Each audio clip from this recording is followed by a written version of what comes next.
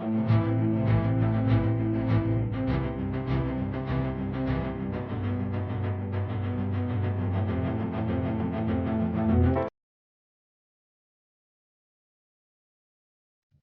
everyone. Tony Costa here from Toronto Apologetics. So glad that you guys could join us tonight. And I'm really excited about our discussion that we're going to be having tonight on the Shroud of Turin. Just want to welcome all of you if you are new to Toronto Apologetics. Subscription to the channel is absolutely free. So all you guys have to do is just go down to the subscription box at the bottom and just click on that subscribe button and you will be in, and you'll get access to videos like this, interviews and so forth. So we just want to welcome you to that. Now, the other thing I also wanted to mention here is my new book, No King But Christ, has come out. The gray bar there this is just a print copy, so that's why you have a gray bar there saying not for resale value and so forth. But anyway, those of you who are interested, No King But Christ, The Collapse and Bankruptcy of Secular Worldviews is now out. In fact, it came out on Christmas Eve of all times. And so I thought it was quite apropos that Christmas Eve, where we celebrate the birth of the King of Kings, the book came out. And so it is available on Amazon. So wherever you are on planet Earth, if you have access to the internet, make sure you get a copy of No King But Christ. And so we've had a lot of good reviews on that, and I'm very thankful for that. And also thankful for just my subscribers and many friends who've also passed it along and shared it with others. And so, folks, tonight we are going to be looking at the famous Shroud of Turin, and I am delighted to have with me today none other than my dear brother in Christ and friend Dale Glover from Real Seekers. And this young man is not a stranger to me. He was actually one of my students at Toronto Baptist Seminary. And when I first met you, Dale, I just remember you were just questioning everything. And I like that about you. You were very inquisitive. You wanted to know about, are the prophecies of the Bible accurate? Were they written after the fact? And so you had tons and tons and tons of questions. And so I invested as much time as I could, the amount of time that I had. And then I remember referring you to our common friend, Dr. Gary Habermas from Liberty University, who is a specialist in the resurrection and is also written on the Shroud. And so from there on in, I just remembered you just grew in leaps and bounds. And I also had the honor of baptizing you. And I will never forget that. That was such an awesome. So instead of me just chattering on, Dale, maybe you can add a little bit more to that and just tell us about your journey and, of course, your days of, the skeptical years that you went through and so forth. Yeah, absolutely. Yeah. So as Tony kind of said, I met him. I was basically coming right out of my phase, my agnostic phase. When I lost my faith, I grew up a Christian in the Baptist denomination and that sort of thing. And for me, I never really had doubts about the faith or serious doubts until my first full-time job. And there I was kind of engaging with Jehovah's Witnesses and then later on a bunch of atheists. And this ultimately kind of led me to lose my faith. And I left the faith. And I went through a 6-month period as an agnostic. And I was just coming out of that and kind of saying, yeah, I do believe in God when I entered Tony Costa. So I started researching the religions. And I took a world religions class with Tony. And yeah, I remember week after week sitting in your office. You were going over all my questions, my skeptical questions, stuff like that. So yeah, you were a great help. I'm always thankful for the service you did for me, as well as Gary and others helping me along the way. But basically it took me about 8 years. It was in May 5th, 2018, when I realized, look, the evidence clearly supports Christianity, and I committed my life to Christ on that basis ever since. And I've been doing my apologetics program, being a Christian apologist on my Real Seekers podcast and stuff like that. And I earned a master's in philosophy. So That's great. That's great, Dale. And of course, I also got to know your parents as well for a bit, and spoke at your former church, and just the way you have really moved forward, and I've been on your Real Seekers podcast, taking on a couple of friends on the ontological argument and just dealing with other issues. And so I really appreciate that about your ministry. And so, folks, if you're interested in Dale's ministry and his YouTube channel, it's all in the description box. You can just go there, visit Dale's YouTube channel. He's got a lot of big hitters on there. Resurrection of Jesus specialists like Habermas and Michael Licona and many others. So I would really encourage you to go there. So Dale, what is it about the Shroud of Turin that really interested you? Yeah, so for me, I'm kind of a weirdo in that the historicity of the Shroud of Turin, originally for me, I just dismissed the shroud. Oh, it's a Roman Catholic relic. That's not for me as a true Bible believing Protestant.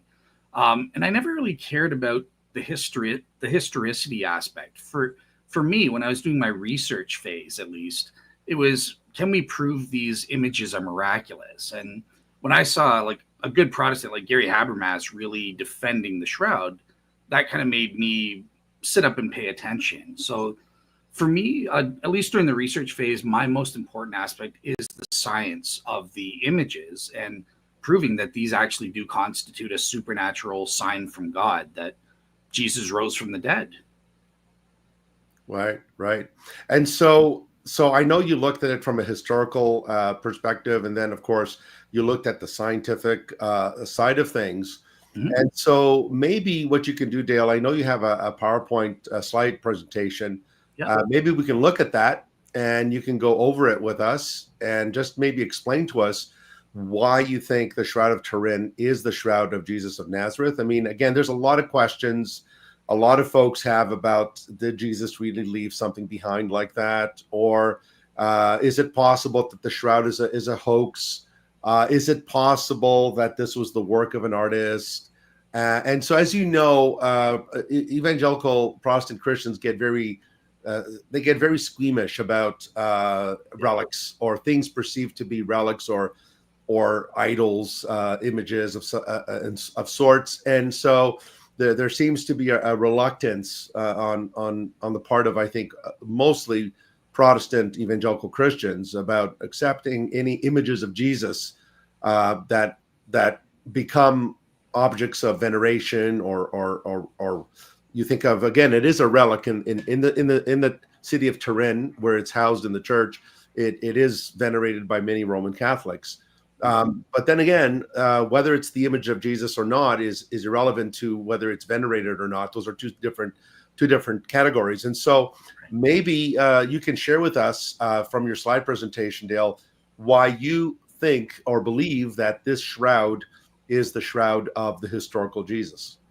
Absolutely. Yeah. So I'll just bring that up. And while I'm sharing my screen here, so thankfully, I eventually, after I realized the shroud was evidence of the miraculous, I did get into the historical questions as well. So let me just share the screen there. Okay. All right. Okay. There we go. And, okay. All right. That's showing up. Yes, very nicely. All right. So I've split this up into two parts for the presentation. One is on the historical evidence, the other on the scientific. So in terms of the history of the shroud, obviously the uncontroversial history where shroud skeptics and pro-shroud guys, we all agree that the shroud goes back to the mid-1350s in Liry, France. Now the shroud skeptics, they will say, well, that's it. That's when the shroud came into being. It's just another Roman Catholic fake relic, like hundreds of other fake relics and stuff like that. And the first owner was a knight guy by the name of Geoffrey de Charny, and he started exhibiting the shroud in about 1355, 1356 in his church. Obviously, pro-shroud authenticists such as myself, we say, no, this thing actually covered the historical Jesus in Jerusalem around 30 AD. And we have to, because of that, we have to provide a pre-medieval history, at least a plausible one. And on that front, I think there are at least two major pro-shroud hypotheses. So the first, this one is the most famous. Everybody knows about this. It's the image of Edessa theory. So this was first proposed by Ian Wilson back in about 1978. And it essentially says, well, look, after Jesus died on the cross and left behind his burial shroud and rose and ascended, the shroud was taken by one of his disciples to the kingdom of Edessa. And this converted King Abgar V, and they kept the shroud in Edessa for about 940 years until it was finally brought to Constantinople. And from there, the French Crusaders came during the Fourth Crusade. They stole the shroud and brought it to France. But there is another theory. This is the one I myself go for by my friend Jack Marquardt, called the image of God incarnate. This is another cloth with images that's said to be, I don't know how to say that Greek word, Tony, you can help me, but archipoieta. Okay. It just basically means it's not made with human hands. Right. For them, it's not an artwork kind of thing. And alternatively, this says that the shroud went from Jerusalem to Antioch and was held in Antioch for the first 5.5 centuries. And then from there, it was brought to Constantinople.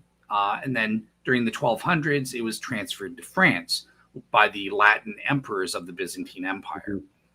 So that in a nutshell is kind of the theories.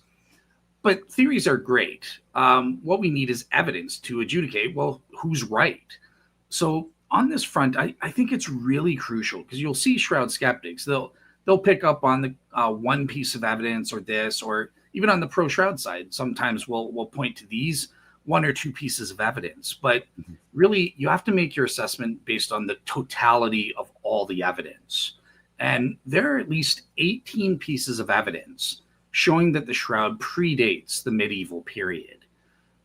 By contrast, the skeptics really only have 2, or if I'm generous, 3 pieces of evidence showing that the shroud is medieval in origin. Mm-hmm. So kind of looking, what are some of these evidences? Well, on the shroud skeptic side, the best and most well-known is obviously the 1988 carbon-14 dating. Everybody knows about this. So back in 1988, 3 AMS radiocarbon labs dated a sample from the shroud. And they came out with a date between 1260 to 1390 AD with a claimed 95% degree of certainty. So it would appear game over, right? The shroud's a fake, it's a hoax. Well, not so fast, because there have been a lot of, at least 3 major problems that have come up. So that the first one was known right away. It's the fact that they only dated a single sample location. This is not good science. Originally, they were supposed to take it from 3 different locations. This was something called the Turin protocol. Mm-hmm. They didn't follow the protocol. And because of this, Dr. Harry Gove, this is the Richard Dawkins of his day. This is the guy who invented AMS carbon-14 dating. He was an atheist, and he hated Christians and the shroud. And he was in charge of doing the carbon-14 dating of the shroud. Even he admitted the use of a single sample is ill-advised, as it will not generate a reliable date, but will rather give rise to world controversy. We suggest that it would be better not to date the shroud at all. So that's very telling, right there from Harry Gove.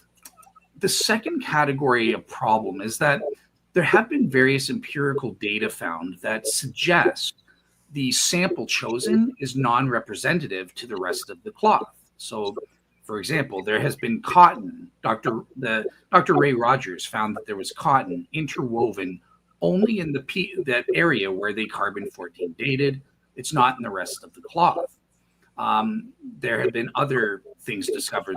There's a blue quad mosaic, and it suggests the sample area has a different chemical composition compared to other areas of the cloth. So that's the other one. But here's really the main thing that I would like to stress, because there have been a total of 6 peer-reviewed papers in secular science journals, including this 2017 paper in archaeometry. So that's Oxford Radiocarbon Lab's own journal there. And they did a statistical analysis, and there were various statistical problems. Basically, they proved there's a 98.6% probability that there's some kind of systematic measurement error at play in the carbon-14 dates that they got. So this means they don't have the 95% degree of certainty. And as any statistician will know, this is an international standard. If you don't have 95% degree of confidence, the results are garbage. You can't rely on them. So yeah, here's just kind of a visual of the 3 labs with their plus or minus ranges. You can see none of them overlap, and there's actually a gradient or slope to the results. If you draw a line of best fit, it's a diagonal line. It's not what they assumed, this straight 1260 thing that they published in Nature. So this gives you a slope of about 36 years per centimeter. What the heck does that mean? It means that from the edge of the cloth, as you move inwards towards the center of the cloth, the radiocarbon dates change 36 years. They get 36 years younger for every centimeter you go towards the center of the cloth. And this is just statistically very problematic. It shows there's something systematic bias that's corrupting the dates. So what is that? Well, this is where pro-shroud proponents come in, and they try to explain the erroneous carbon-14 data. So, there's been about 5 different categories, right? So the first ones, when it first came out, these ones, I admit, they're garbage. They don't work. But at first, we kind of suggested conspiracy theories, like, oh, they must have switched samples in the back rooms, or another guy suggested maybe Russian hackers. This was during the Cold War. So Russian hackers switched the computers or something like that. The second one, a little bit more plausible, but is ordinary contamination. So, things like there's various things that will affect carbon-14 dating. Tony, I'm not sure where you stand, but you were a young Earth creationist. Are you still? I still am for now. Yeah. Awesome. So you will know that there are so many forms of contamination that will affect carbon-14. So, things like on the shroud, there was talc, there was wax contaminants. It was in a fire in 1532. Right. All of these things will corrupt the dates. But unfortunately, there's no way with ordinary contamination to get the shroud from a 30 AD date to the medieval period. So this alone kind of failed as well. Then there's this is the most popular theory. It's called the invisible reweave hypothesis. So this basically says that in the 1500s, they needed to do a repair. And so they repaired sort of a patchwork into this area of the shroud. And because of that, when you carbon date it, it will average the material from 1500s and the material from 30 AD, and that will get you a date in the medieval range that they obtained. There's also the carbon monoxide hypothesis. This is an extraordinary form of contamination. It's been tested in 2008, and this has been falsified. So this is not the answer either. But then there's finally the last one, and this is the one I personally go for, called the neutron absorption hypothesis. And this hypothesis was first suggested by a carbon-14 scientist, Dr. Thomas Phillips, in the journal Nature, where they published the results on the shroud itself. And since then, my friend Bob Rucker, who's a nuclear engineer, has actually done considerable calculations using what's called MCNP software. So that's the Monte Carlo neutron particle software program that the U.S. government uses. So it's top stuff here. So yeah, basically they say a burst of neutrons at the time of Jesus' resurrection affected the carbon-14 dates, making it date younger than it actually is. So yeah, hopefully that's making sense so far in terms of the carbon-14. All right, so just very quickly, a second piece of evidence is the 1389 Darcy Memorandum. And this is basically a memo that was written in the late 1300s saying that there was an official inquiry into the shroud about 34 years earlier in the 1350s. And during this inquiry, an artist came forward and said, guess what? The shroud's fake. It was paint. It's just an artistic painting. There's nothing to it. Now, there's various problems with this evidence. Basically, this thing is not signed or dated. Historical sources don't mention the memo. Mm-hmm. The earliest manuscript copies of them are fragmentary, and there is considerable debate as to what the Latin actually says. You know, for example, was it an artist or was it the artist who confessed? Finally, there's a motivation. Bishop Darcy was in dire financial trouble at the time, so he did have a motivation to lie in order to gain the money from the pilgrims who were going to see the shroud. Instead, they would come to his thing as the Bishop of Troy. But what's most damning, I would say, is we have external documents from the time. None of them mention an official inquiry.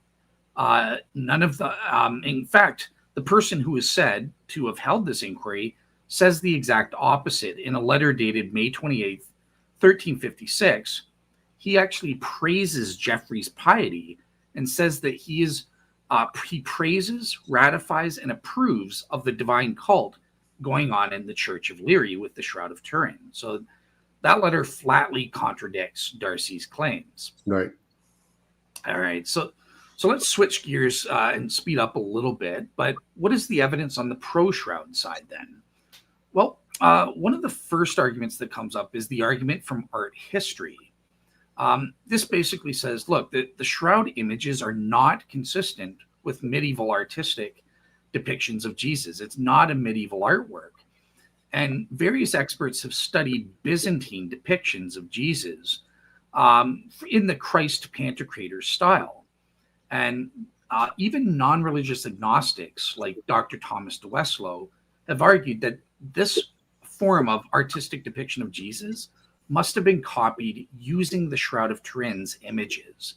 So I have just a 4-minute video clip, if I can just play Sure, back. sure. Just to mix things up, make it interesting.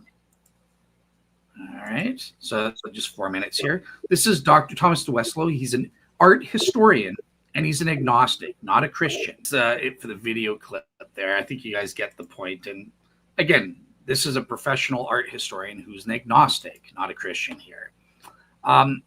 Another second related argument is the argument from numismatics, fancy word for coins.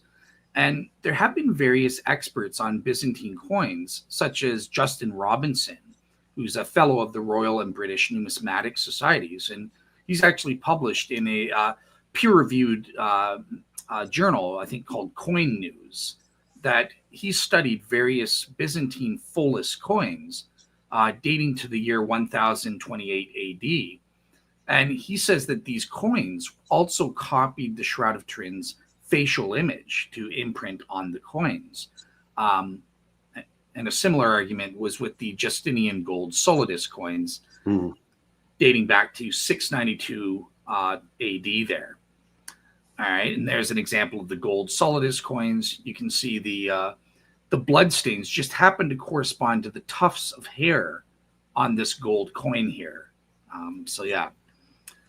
Okay, so another very important piece of evidence is the sudarium of Oviedo. So this is the purported headcloth of Jesus mentioned in the Gospel of John. And what's incredible is that forensic professionals have studied the cloths and the bloodstains and body fluids on both cloths, the Shroud of Turin and the sudarium, and they've proven that there is a forensic link. So one of my friends is Cesar Barda, who I had on my show, and he's actually done experimental studies and simulations via computer analysis. And he actually proved there's a high percentage, he estimates about 75% degree of correspondence for the crown of thorn wounds on both cloths. And this suggests that they obviously covered the same bloodied head or corpse.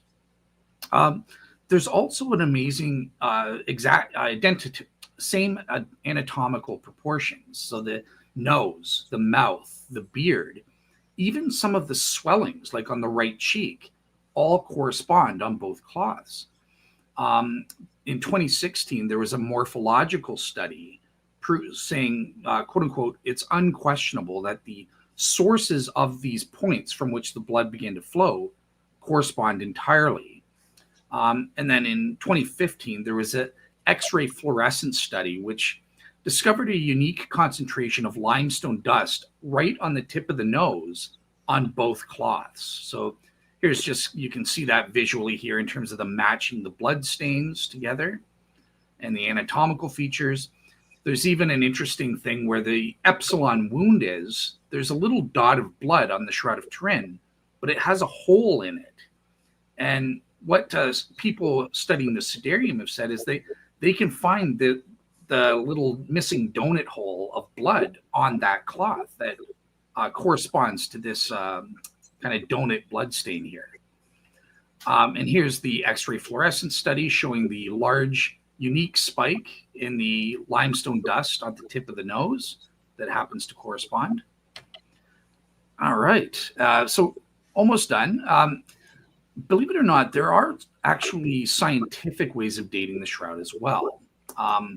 So Ray Rogers, back in 2005, he did a comparison of the vanillin, and he compared that to Dead Sea Scrolls, and he actually proved that they seem to be comparable. So this was a microchemical test suggesting a first century origin for the Shroud of Turin. More recently, Giulio Fonte has conducted a total of 4 physical tests, again, all dating the shroud back to the 1st century AD. So the first one was the Fourier transform infrared, which yielded a date 300 BC plus or minus 400 years. Raman spectroscopy gave a date of 200 BC plus or minus 500 years. Mechanical tensile strength, so that's how strong the fibers were, gave a date of 400 AD plus or minus 400 years. And then here's the thing that's been making all the headlines recently.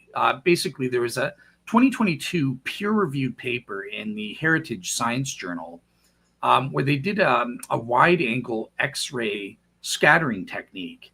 And again, they dated the shroud to the 1st century AD. So when you combine all these dating methods together, you get a cumulative date of 33 BC plus or minus 250 years with that required 95% degree of certainty. So the cumulative effect of these dating techniques is incredible.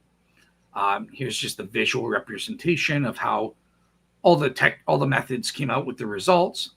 And again, the only century that these different dating techniques overlap is the 1st century.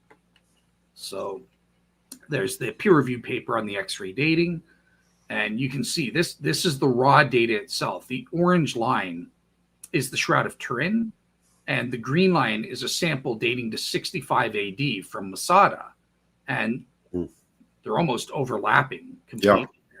Yeah. And the important part about this is you'll see skeptics online, David Falk and that, and they'll say, oh, well, these pro-shroud guys are biased. They're kind of fudging the data to get the results they want. This part that I'm showing you right here, there's no interpretation. This is the raw data from the instrument, from the wax itself. So yeah. All right. And last but not least, and I'm coming to an end, there are possible biblical references to the shroud images as well. Now, this is very controversial, so I'll be curious to see what Tony makes of it. But a friend of mine, Larry Stolley, has been arguing that there are about 7 texts in the New Testament which he says are cryptic references to the shroud images. Now, I myself tend to be very skeptical of these, but I think the best one that perhaps convinces me is the Galatians 3:1. And that's a text that says, "O foolish Galatians, who has bewitched you that you should not obey the truth? For it was before your very eyes that Jesus Christ was clearly portrayed among you as crucified."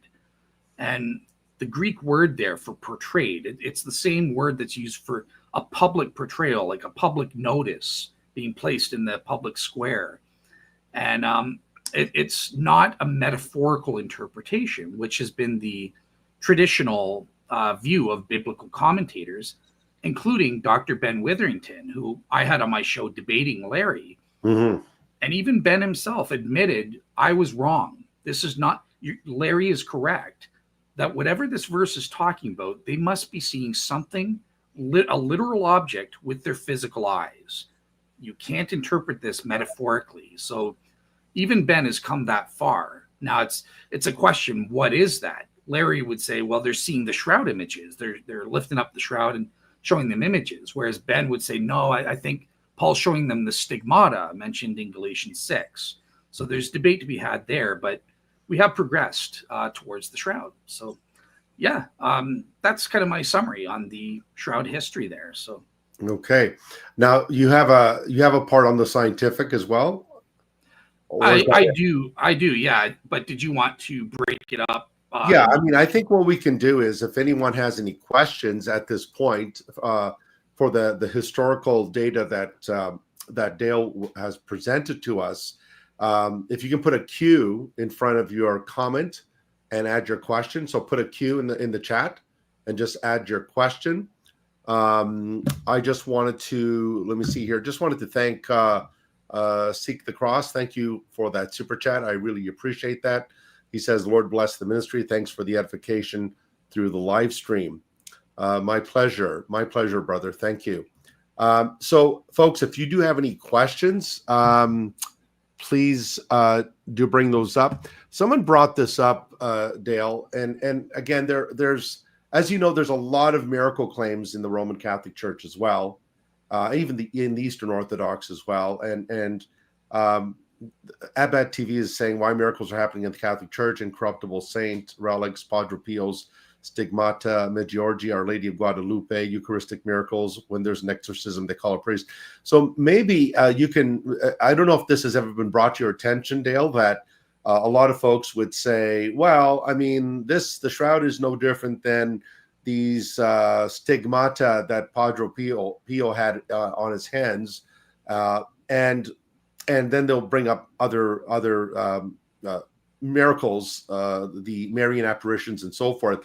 So how would you distinguish the shroud research from these other Roman Catholic claims?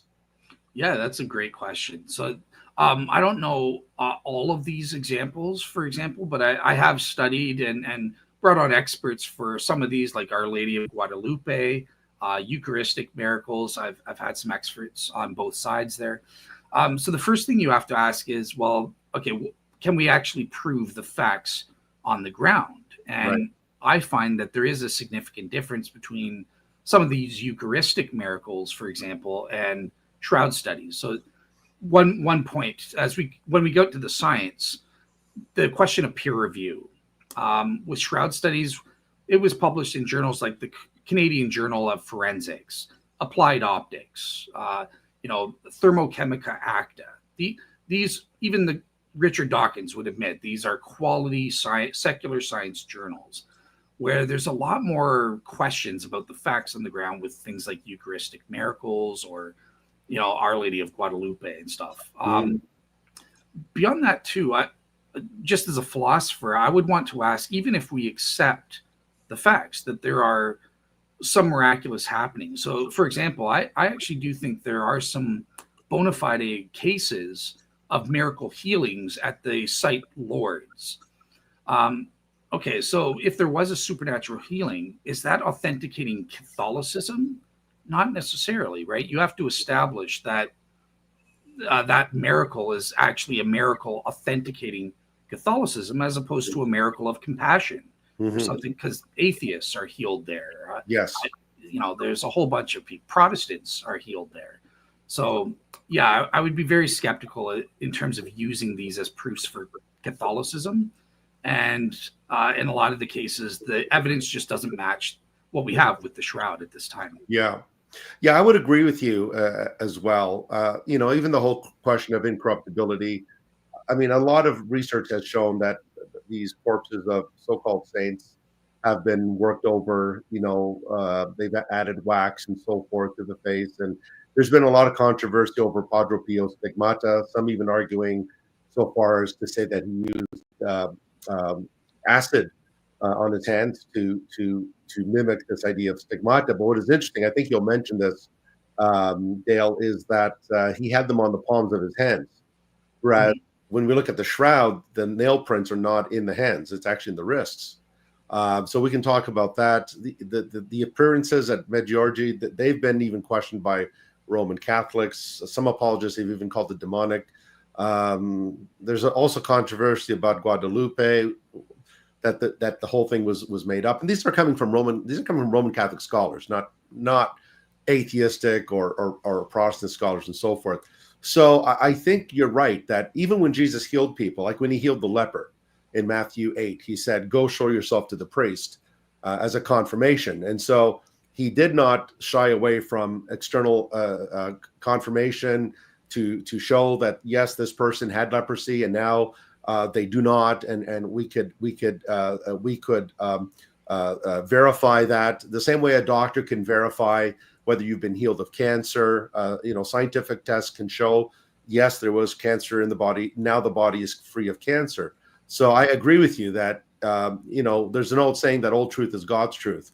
And so if something could be shown scientifically to be verifiable, whether it's a healing or whatever it may be, we have to look at the evidence. And this is why I appreciate you coming on, Dale, because a lot of Protestant Christians would look at this and say, well, is this leaning towards idolatry? And could this be a fake to lead people astray and so forth? And all we're doing is, like you've just shown here in your presentation, is we're looking at the evidence and we're saying, okay, what do we do with this? Raw data. What do we do with this? So, if we follow the one who claimed to be the truth, then truth should matter to us. And therefore, we shouldn't shy away from these questions. Exactly. Yeah, just look, at the end of the day, what is it the shroud images attest to, right? It doesn't attest to Catholicism. The Catholic Church doesn't even officially accept this. Yes. If you want to go down that route, the Caliph of the Ahmadiyya Muslims in 2010 has officially accepted the shroud as authentic. So I guess it's authenticating Islam then? No, that's not the proper way to be. It authenticates Jesus's death and implies his resurrection from the dead. That's all the shroud images show. So right. Yeah. Okay, so just want to make sure again, if there's anyone in here who, let me see here. There's how detailed and exact Dale Glover is in his brilliant summary. What a great presentation. Thanks, Dale and Tony. You're very welcome, Annette. Very, very welcome. Good to see you again, Annette. Yeah, that's awesome. Thanks for joining us, Annette. And let me see if there's any other comments here. All right. I don't really see any. Okay. So, folks, if you don't have any questions on this, then did you want to discuss the scientific part, Dale? Yeah, absolutely. Yeah, I will bring up. Okay. Right. So in the meantime, folks, if you do have any questions, post them in the chat. Go ahead, Dale. All right. Just let me know when it's. Yep. I think I see it there. Okay. Shroud in science. Okay. So when it comes to the scientific evidence, again, this is the part that's my bread and butter that I really like the best, is this question of, are the shroud images miraculously authentic? Does it actually authenticate the resurrection? And on that front, I've invented my own sort of approach that's similar to Gary Habermas's minimal facts approach. So I call it the minimal relevant features approach to studying the Shroud of Turin. And basically, the MRFs refer to the various physical and chemical properties of the shroud's body and bloodstain images that were. Is it on the screen, Dale? Is it on the screen? I don't.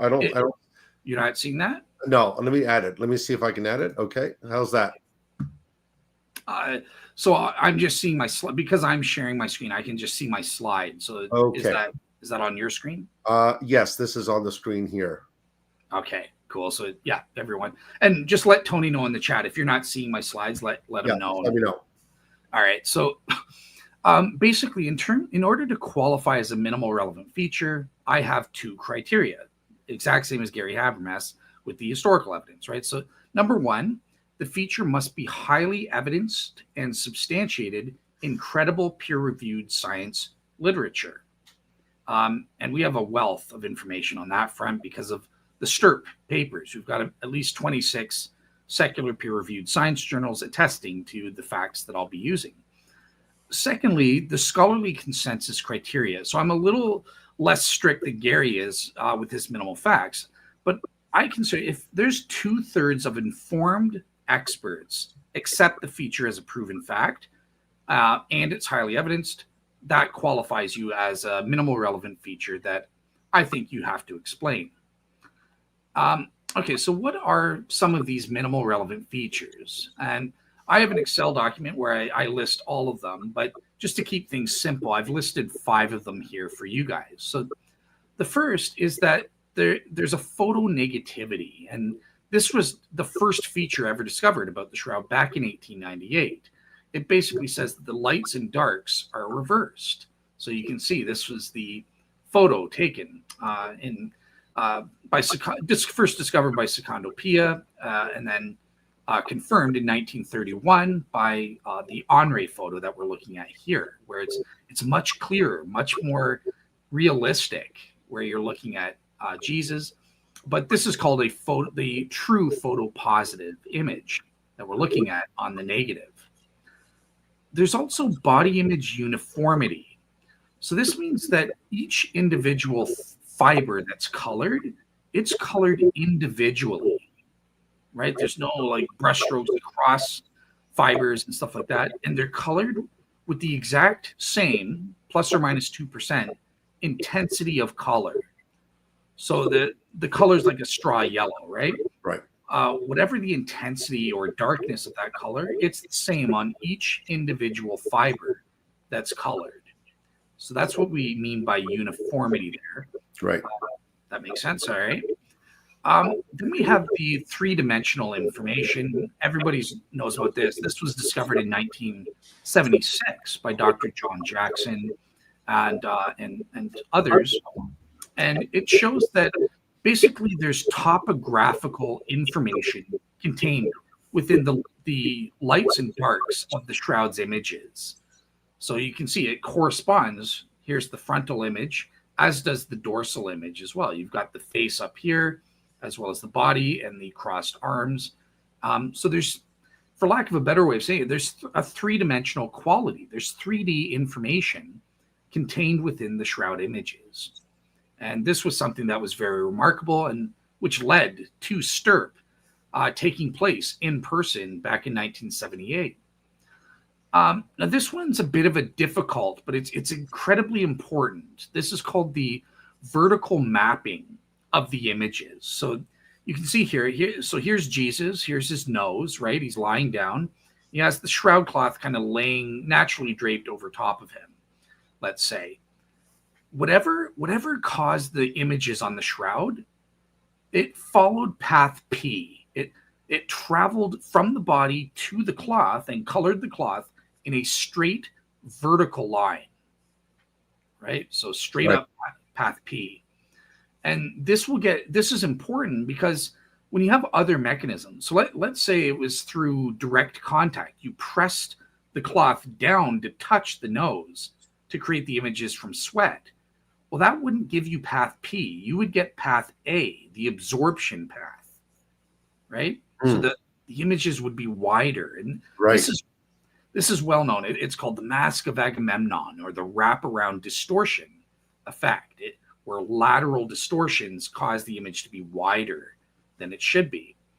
And if you posit that it was gas, so this would be path E, the emissions path, it's even worse. And I should have had a picture of the Mask of Agamemnon to show you. I'll show you later on. But Basically, yeah.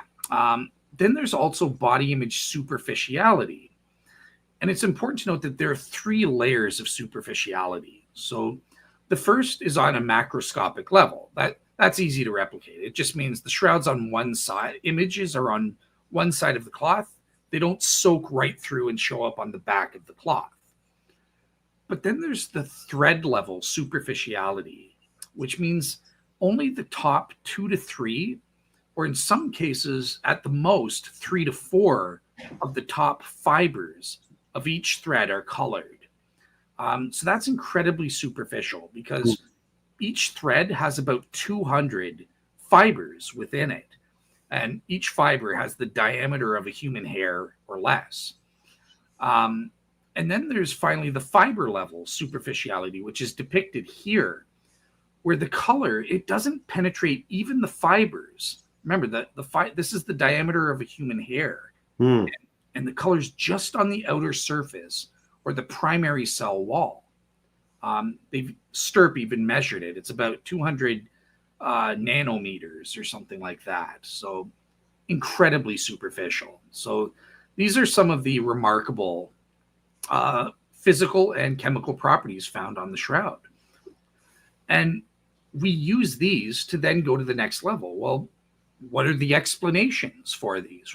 How could these images have formed? And in shroud research, there are 3 types of explanation. So the first is you can have an ordinary artistic explanation, right? So we'll look at some of those. Traditional painting would be one of them. Then there are ordinary naturalistic mechanisms.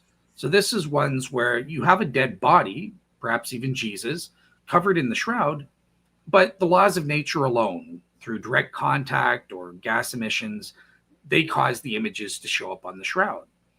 And then finally, there are the extraordinary or supernatural mechanisms, which are obviously that's the one I go for and I argue for and stuff like that, right? So here's just kind of a breakdown, just giving you a visual of the various ordinary artistic mechanisms, some of the ordinary naturalistic ones, and some of the miraculous theories that have been suggested, to just give you a quick visual. But let's take a look at some of these. So let's start with the traditional painting hypothesis, that this was the very first shroud skeptical explanation for the images, right? Dating back, remember 1389 with Darcy. And with this, back in 1978, an atheist named Walter McCrone, he actually got a chance to study some of the shroud samples taken from the STIRP project. And he used his polarized light microscope, and he claimed, guess what? It's game over. This is a painting. I discovered the red ochre or iron oxide pigments. And his team later on claimed to find vermilion red pigment on one of the blood stains as well. So that he posited, see, that's proof. These images are composed of paint, and it's a traditional painting. Someone painted it with a paintbrush. Well, how does that do in terms of our minimal relevant features? Does this explanation hold up? No, it's been an utter disaster. So in the first place, as you can see in red, it fails all 4 out of the 5 features that I gave you guys. It can't create uniform. Sorry? Yes, I agree. Oh, awesome. Yeah, it can't create uniform images. Human beings just don't have the hand-eye brain coordination necessary to do that with a brush. And there was STIRP, Dr. Jackson and Erkeline and Jumper conducted an experiment with certified forensic artists to try and duplicate the vertical mapping and the 3-dimensionality. So they even cheated, right? Because they were able to check their work, and they gave them certain anchor points to help them duplicate these features. In all cases, utter failure. They found it was just impossible because of a combination of limited visual discernment of shading at low contrast and inadequate motor coordination for applying the correct shading values. So it just doesn't work, and it fails the superficiality as well. And even on the negativity, it's very questionable. I'm being very charitable to the shroud skeptic and calling it questionable instead of a failure here. But how would a medieval artist anticipate modern camera technology and purposefully paint the images, reversing the lights and darks so that when we gained cameras in the 1800s, we would see the remarkable black and white images that we see as the true. Yeah, that just doesn't make sense. Right. The other main issue here is that Macron was wrong. Look, Stirp studied all the samples that he did, plus the rest of them. And there is no paint. The images are not composed of paint. They are literally oxidized cellulose. So, you know, when your newspaper turns yellow when left out in the sun, that's oxidized cellulose. That's what the shroud images are made of. And Stirp tested the cloth for all known organic and inorganic pigments, paints, and dyes. They didn't find any evidence for this. This included dozens of spectral tests. Macron didn't do spectral tests, including X-ray fluorescence, which would have 100% picked up the iron oxide red ochre pigment that he said the shroud images were made of. Guess what? Nothing. It's not there. They also conducted all of the same microchemical and physical tests that Macron did, plus their own, including what's called a proteases test. And I bring up the proteases test because that is the absolute falsification that there's paint on here, because the proteases test is a test that allows you to see if there are proteins present in the body images. Proteins are necessary because that would be used as part of the binder that the pigment is in, the gelatin binder. Yeah. The pigments have to be in. There's no proteins on the shroud in those body images. There are proteins in the blood stains, which, of course, we would expect that because human blood, we have proteins in our human blood. So that corresponds. But again, with Macron, here's another thing. With that peer-reviewed publishing, he published his results in the journal Microscope. That is a respectable journal. But here's the problem. It's not peer-reviewed because Macron was the editor of that journal. Of course he was, of course he published those papers of his. He was the one who decided. So that's totally opposite to Stirp, where they had no connection with the journals they were publishing in. That's kind of that. How am I doing with time? Should I? You're doing very well. Very good. Awesome. Okay, so in that case, here's another artistic mechanism. This one is very different. It's by a friend of mine, actually, Nicholas Allen, and it's called the Proto-photo hypothesis. So Nicholas Allen, he's a South African professor, and he proposed this as sort of a camera obscura method. He thinks that the Shroud of Turin is literally the first photograph taken in human history. And what he did, he used a life-size sculpture of a human body. He hung it up by a contraption out in the sun, and he focused the sunlight to go through a hole. And actually, I can show you here. So so the sunlight would bounce off the statue, and it would go through a little hole in the wall, which is the camera obscura. And he would have set up the Shroud of Turin, which is acting like a film, because he would emulse the shroud in silver nitrate and silver compounds, which made it sensitive to light. In fact, that's how film works, right? It's dunked in silver, and that makes it sensitive to light so that it will create the images from sunlight. Mm-hmm. He's basically set up this little camera obscura method. And he says that's how the Shroud of Turin was created. Well, so here's the photo negatives. Here's the Shroud of Turin. Here are his results by comparison. And as you can see, there are some fundamental problematic differences. So in the first place, here's the three-dimensionality. You don't get true three-dimensional images. The mouth is sunken in here horribly. The forehead is horribly sunken in. The hair is uplifted. So this is in no way comparable to the true three-dimensionality displayed on the Shroud of Turin. Obviously, because it fails the three-dimensionality, you're not going to get vertical mapping, because think about how this method works, right? The cloth is held up vertically, and the body is held up vertically, and the sunlight beams down on it directionally and then bounces off to go onto the cloth. So by definition, it's impossible to replicate vertical mapping that we see on the shroud. Superficiality, think about it. In order to get the shroud photosensitive, he's got to dunk this thing in silver salt, various silver salts. Well, that means that emulsion is going to penetrate right through the cloth.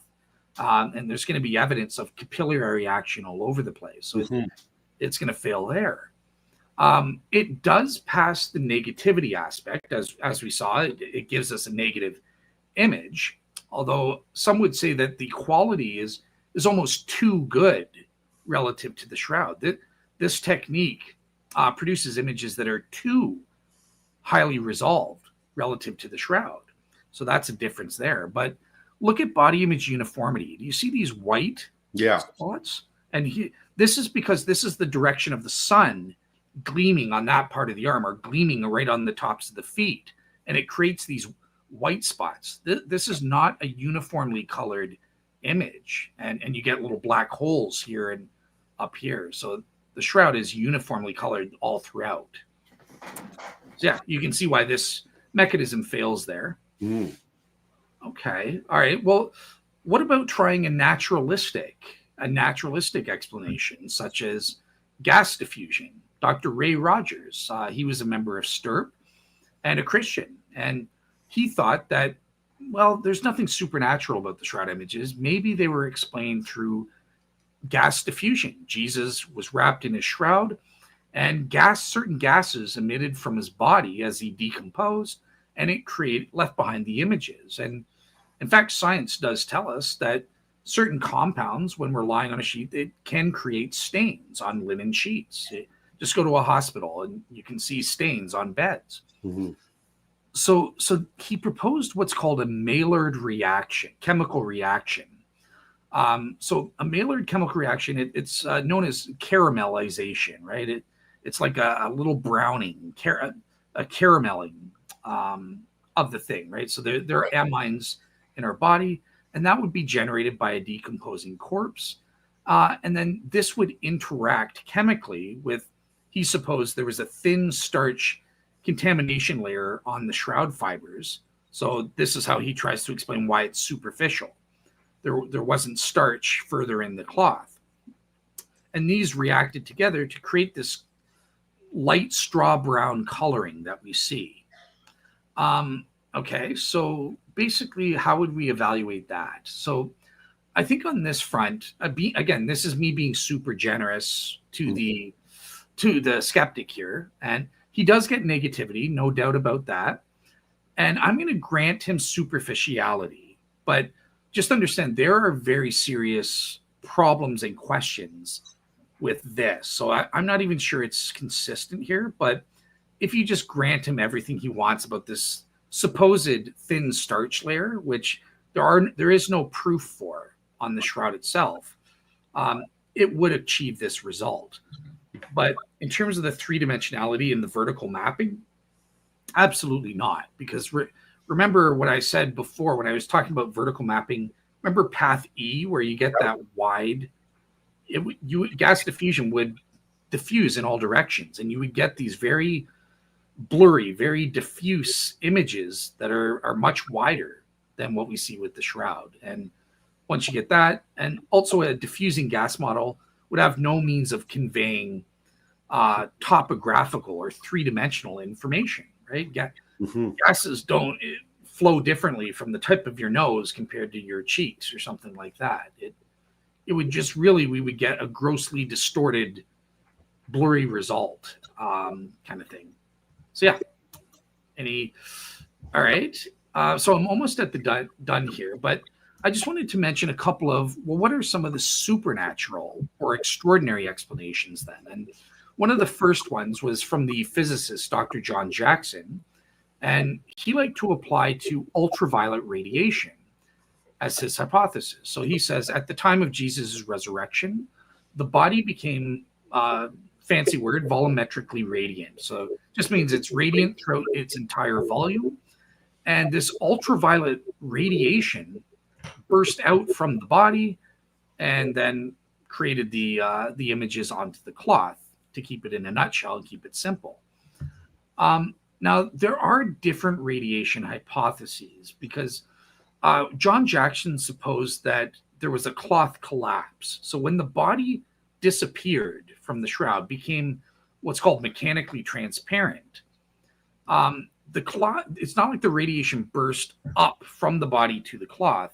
It's rather the body disappeared, leaving behind this radiation, and then the cloth was sucked into the radiation, creating the images. Now that has become very controversial in modern times. And because of that, my friend Bob Rucker, who's come up with the vertically collimated radiation burst, says that no, actually there was no cloth collapse. It was, again, that the body, the radiation went from the body or within the body to the cloth type thing. And he gives a very detailed hypothesis as to the cause and effect sequences there. As you can see on your screen, he goes into exquisite detail. Again, he is a nuclear engineer, so this is his specialization. But yeah, how do these radiation hypotheses do? As you can see, they explain everything. They do create negative images. They would create uniform images because the radiation operates uniformly on all fibers that it interacts with. It would also create the three-dimensionality radiation, more radiation from the tip of the nose versus other areas. And the vertical mapping. So here's one thing I'll say, that in terms of radiation, it is true that naturally speaking, radiation radiates in all directions, just like a gas, right? So this is something that may be said to be an ad hoc component, but pro-shroud proponents say that no, we're supposing that the miracle, the work of God, is that he only created vertically collimated radiation. So that's why we don't get the lateral distortion from radiation diffusing out in all directions equally. And finally, it would create superficiality on the tips of the surface. The proton radiation specifically, which is what Bob Rucker supposes, would only engage with the top superficial areas in the primary cell wall on the fibrils. So it all gets a green light in terms of these radiation theories, and it can explain all these features. So yeah, here's my last slide. So if I were to turn this into an argument, a philosophical argument, how would I do that? Well, I'm going to copy Dr. William Lane Craig here a little bit and his teleological argument. So I can do this. Premise one, either the shroud images were formed by natural mechanisms and regularities, random chance, or intelligent design. The shroud images were not formed through natural regularities, right? We tested that above. And obviously it's not due to random chance. I don't think anyone would, we can easily falsify that if we need to. So therefore, three, if the shroud images were formed by intelligent design, then the designer, random chance or intelligent design. Premise two, the shroud images were not formed through natural regularities or random chance. And then premise three, if the shroud images were formed by intelligent design, then who was that designer? Well, it was either a human artist or it was God. And therefore, from four, the shroud images were not designed by a human artist. Therefore, God designed the shroud images. So that would be, in a nutshell, my kind of argument there. So that's it. Wow. Well, that's great. I mean, I'm just surprised, Dale, at the way you're able to just take all that information and just bring it into a capsule form there. So that's fantastic.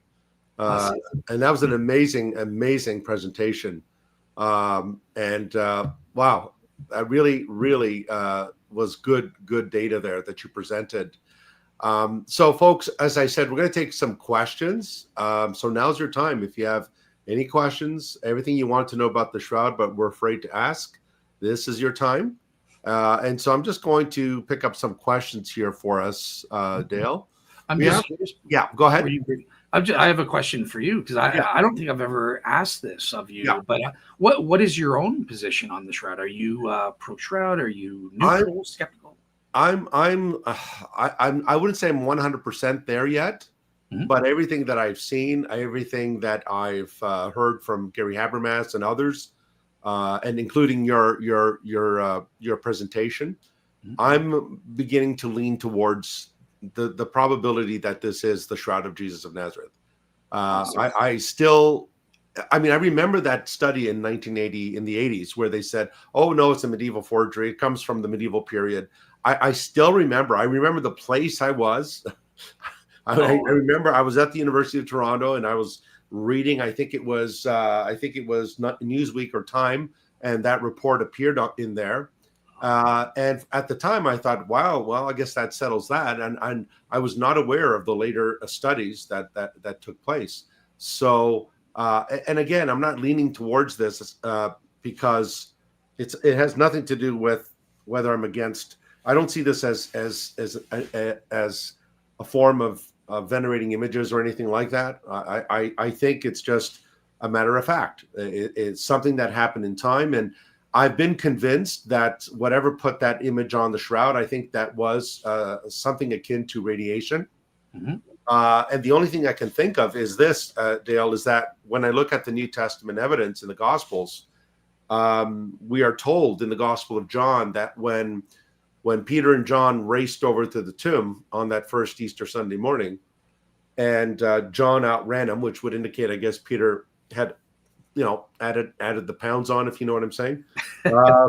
John got there first. They both ran, and John got there first. And it says that he looked in, and he saw that the shroud had the word in Greek there. It means that it was like a chrysalis, that a caterpillar, when it cocoons itself, and Right. then when it leaves, it just leaves this sunken in chrysalis. And the way that it describes it in the Gospel of John is that the grave cloths or the shroud was not disturbed. It was simply sunken in, which would indicate that the body of Jesus, considering the power of resurrection and what a resurrection body is like, the body of Jesus went through the cloth. He didn't have to get up and disentangle himself or unroll himself. He went through the cloth, and so I think that resurrection power, that moment when he was resurrected, and he simply went through the cloth, just the same way he could appear with the doors being closed, he could appear and disappear at will. I think that image, the most plausible explanation is, as you said, was that this was the power of the resurrection. That's the only thing I can think of that would explain it, because the way the Gospels presented is that the shroud was undisturbed. It was simply sunken in, like the body was in there and then it left. It was taken out. And And that's in the original Greek. the original, yes, the original Greek implies that the grave cloths were undisturbed and that they were simply sunken in. They were hollowed out, if you will. That's awesome. And so Yeah. that's the only thing I can think of, is that resurrection power, if it's akin to what we call radiation, then that would explain the imprint. And also what also I think convinced me as well was that it is nothing like the artist the artwork that we see on the crucifixion. In the crucifixion, for example, the nails are through the palms in the pictures that we have, but Mhm. in the shroud, it's through the wrist. And the other thing too is the blood marks on the head. In the traditional pictures of the crucifixion, Christ has a crown of thorns. It's more like a wreath going around his head.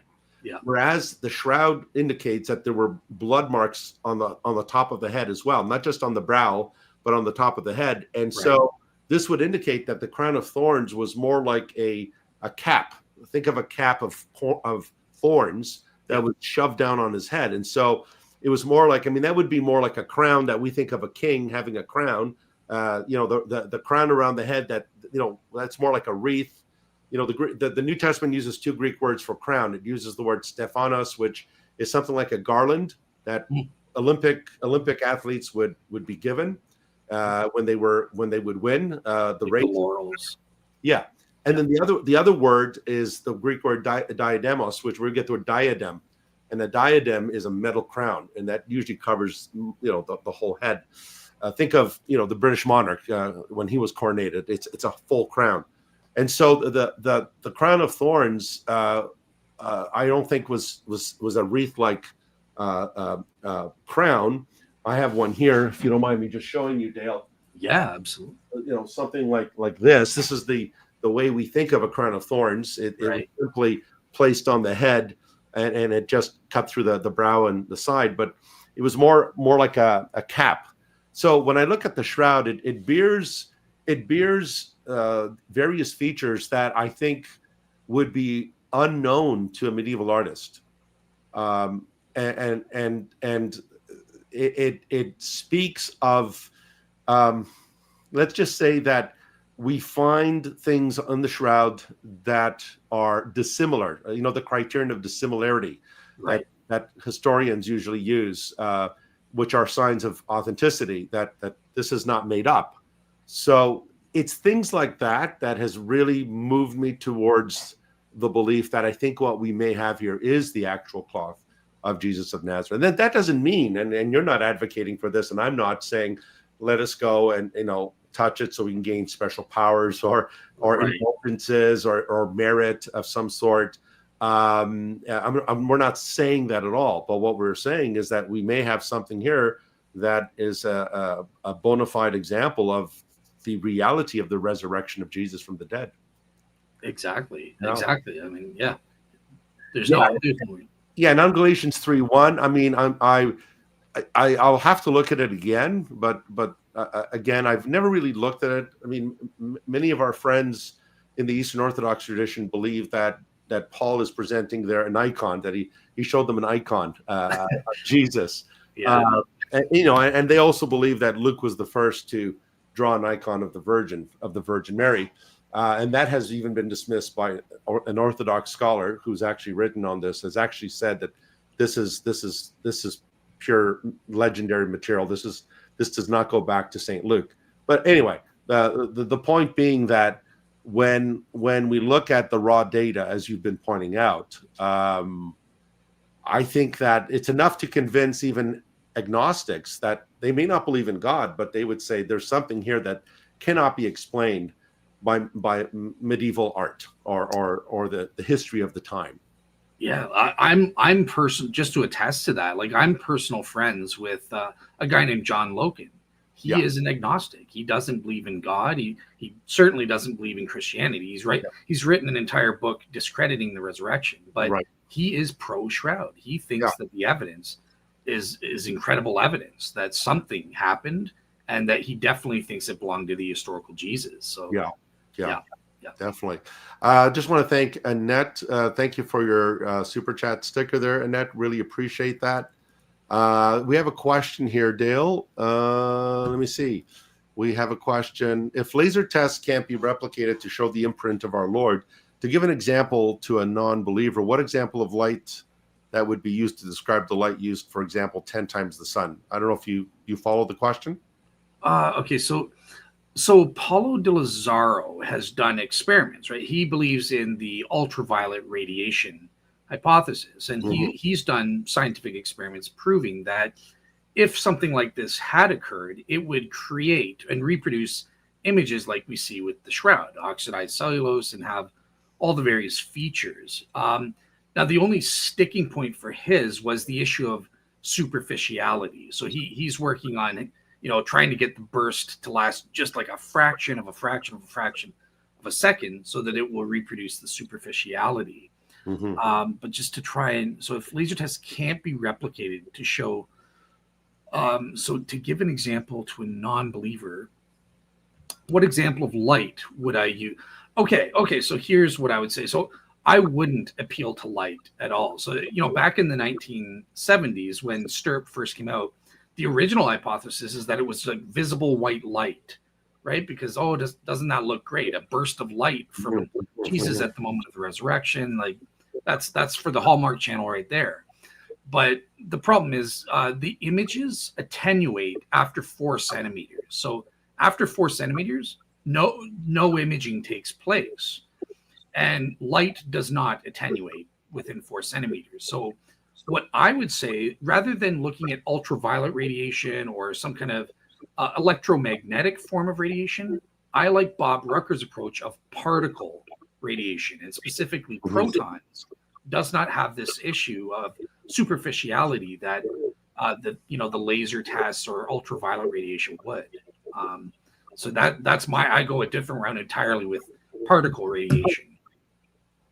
Okay. A question from Annette here. Why are the side 1532 burn marks in 3D on the VP image of Jackson? Yes. So the way the VP8 image analyzer works is that it's based on the lights or density, right? So the lights and darknesses, how dark is something. So obviously those scorch marks are extremely dark, and because of that, it translates as it's closer towards the person, right? So it elevates them, and that's why they're so prominent, stuff like that. So it's based on the lights and darknesses, and that it translates that into topographical information, and that's why that comes out. Right. Okay. Let's see what else we have here. Let me see here. These are more of a comment, Dale. We have some Jeremy Johansson. Here's why the 3D information is so important. If it were a fraud, the artist would need the computer-generated 3D model first to place the pixelated image accurately on the cloth. Yeah. I mean, like you said, I think even the skeptics at this point admit that it would just be impossible for some kind of artist in the 14th century, or heck, even today, for an artist to purposefully recreate the shroud's three-dimensional information as we have it. Yeah. So what most skeptics try to do is they say, oh, well, it was an accidental byproduct. If you use some kind of 3D object like a bas-relief or a sculpture, that inevitably there will be some three-dimensional information encoded into the image. And that's true.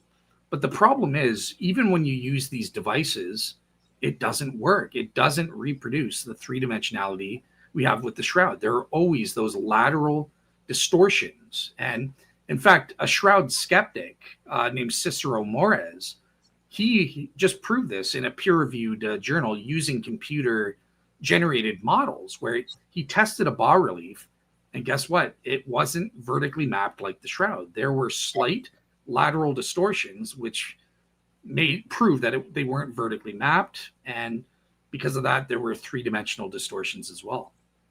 Right. Now, the figure on the shroud is also naked. Is he not? He's naked. He is. Yeah. That's another thing I was going to raise as well, Dale, is that in the depictions of the crucifixion, Jesus is always presented with a loincloth around his thighs. And so it doesn't matter if it's a sculpture, if it's a painting, you always have his thighs covered by a loincloth. Whereas we know that the Romans did crucify their victims naked to heap shame and insult on them. And so the person on the shroud clearly shows lacerated marks on the buttocks, on the legs, the forelegs, etc., the chest, the arms, and so on. So that is another thing, is that even the depictions of the burial of Christ, if you look at any artistic rendering of the burial of Christ, he is buried with the loincloth. But the Romans clearly crucified the victims naked. And so this is another piece of evidence that struck me, is that the person in that shroud is not, his privates are not covered. I mean, his hands are covering his private parts. But that to me is just one of those dissimilarities again that do not cohere with what we see in medieval art. Yeah, absolutely. What I was just about to say, that there are some depictions of Jesus naked later on, but up to the medieval period, heck no, right? Yeah. So one of the amazing, in terms of the art history argument, we have this thing called the Hungarian Kraay Codex, and I had this originally on my presentation. I removed it just so we had time, but sure. It basically depicts Jesus naked, and this is totally unique. Everything else, as Tony says, has his modesty intact with a loincloth, or they wouldn't dare depict him naked. And this dates to about 1192, this manuscript where it's depicting Jesus naked. And this is one of the main reasons why even that agnostic art historian Thomas de Westlow is saying, no, this guy, whoever made this, he's breaching all protocol, all past precedent, and he's depicting Jesus naked, which is a kind of disrespectful act. The only reason he could be doing that is because he must be copying what he thinks is an authoritative image, which does have Jesus naked. Right. The only thing we know of is the Shroud of Turin that does that. Very much so.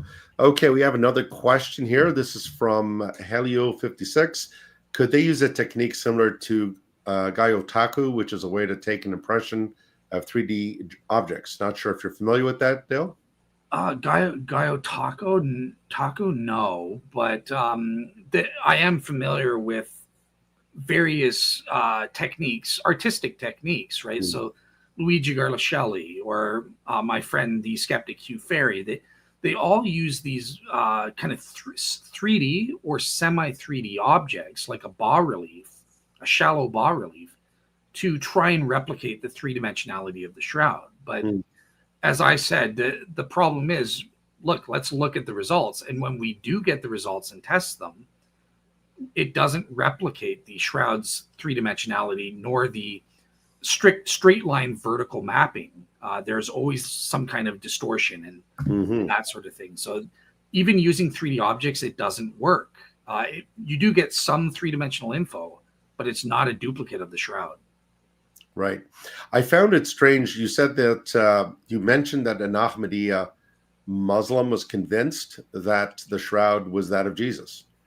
Not just all its official doctrine. The Caliph of the Ahmadiyya Muslims in 2010 officially accepted the shroud. Now they say it's proof of the swoon theory. Yeah. And that Thomas took the shroud to India and all this stuff. But it's every Ahmadiyya Muslim in the world is bound. They have to believe it, that the shroud is authentic to Jesus. Right. Okay. We have an interesting question here by Jeffrey Mullicky. Why does humanity insist on testing supernatural things with physical science? I think it's more of a philosophical question. Yeah. And I'm a philosopher, so I love that. Yeah. So I don't think it's so much that we insist on it, but I mean, why not do it, right? I mean, God created the laws of nature, and he can obviously, look, all of his miracles at some point interact with natural laws, right? So the virgin conception was a supernatural act, but then the birth was normal and natural, and the pregnancy was normal and natural. So I don't see any problem. Why not look to see how did God do it? Is there a way we can detect through physical science how God did something? Now, if it turns out we can't, like I have no idea how God turned water into wine. Did he stir the molecules, or was it just a basic, what philosophers call a basic action, where he just did it and it was instantly transformed? It doesn't matter to me either way. It's a supernatural miracle, but if we have evidence for how he did it, let's look for that. And I'm glad that he gave us that. Yeah. And if it is, in fact, a supernatural act of God within nature is something. If he does something in nature that has been witnessed, like the miracles of Jesus, the healings of Jesus, the raising of Lazarus, and so forth, then the evidence is going to back that up. So it's not this, it's just faith. It's just faith. I don't need evidence. It's just faith. But it's funny, Dale, that the Bible never defines faith that way. It never says that faith is a leap into the dark. It's rather a leap into the light. And the way the Bible defines faith in Hebrews 11 verse 1, it says faith is the evidence of things not seen, the substance of things hoped for. And so it speaks of faith as not this blind thing that you just hope in against all odds. It actually says that it is the evidence of things hoped for. And so something like the resurrection of Jesus is an event, and it's falsifiable, isn't it? I mean, in philosophy, you talk about falsifiability and unfalsifiability. The resurrection of Jesus is falsifiable in that all they had to do was simply produce the corpse. All they had to do was produce the body, and it would be game over for the church, for the Christian movement. But to say something like, well, Muhammad had an experience in a cave where he was attacked by a spirit and he was choked and so forth. Well, that's unfalsifiable. There's no witnesses there. It's his word against yours. So that is the thing that differentiates, I think, Christianity from all the other world religions, is that we have a founder who is alive and who lived. And I think of the words of people like the late astronomer Carl Sagan, who once said, "Extraordinary claims, demands extraordinary evidence." And Dr. William Kraay rightfully responded to that and basically said, "Well, no, all you need is evidence that this man is alive, this man died, and then he's alive again. That doesn't need extraordinary evidence. It's eyewitness testimony that verified that, yeah, he was dead. He was clinically dead. And then 3 days later, he's alive again, and he's eating with us, and he's tangible, and we can touch him."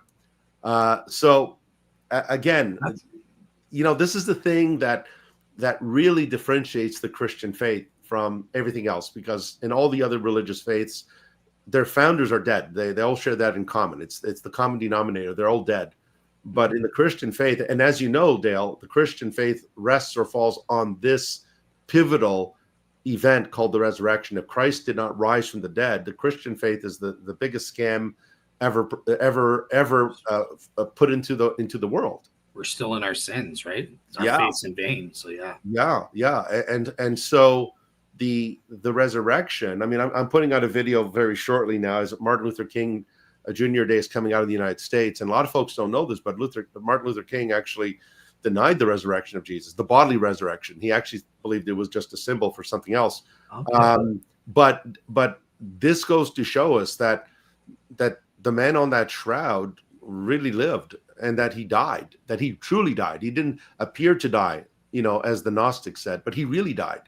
And that this was not some symbol; it was a real man, and that he entered into the world, and that he claimed that he would die and that he would rise again on the third day. And so, the Shroud of Turin, I think, remains a piece of evidence that we really have to take seriously, because the evidence, as you have shown, is just overwhelming.